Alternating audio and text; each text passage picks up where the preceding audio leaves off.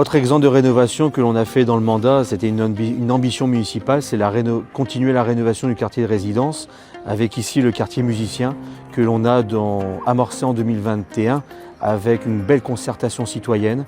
qui a permis de créer une étude et arriver jusqu'en ayant les moyens de la métropole européenne de Lille et aussi qu'on a été chercher et des moyens municipaux, nous a permis de rénover avec les habitants l'ensemble de ce quartier musicien. Dans ce mandat-ci, on a mis à peu près 6 millions d'euros pour sa rénovation,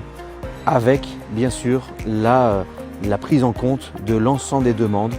des citoyens, le nouvel accès depuis la rue Trémière, le nouveau parvis de l'école Rameau et la rénovation complète, qui sont aussi accompagnés de vidéosurveillance. Tout ceci a été fait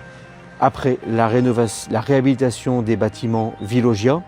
Réhabiliter, c'est un point essentiel de nos mandats successifs, d'inciter les bailleurs à rénover le patrimoine. Il reste encore beaucoup à faire et rénover, c'est pas parce que c'est rénové que derrière on a tout terminé, on a réglé tous les problèmes. C'est pourquoi aussi on va mettre en place une commission municipale du logement, des locataires par quartier, afin de répondre aux soucis des locataires où la ville, si elle est au courant, elle peut intervenir auprès du bailleur pour améliorer la vie quotidienne des habitants. Autre point d'enjeu du prochain mandat,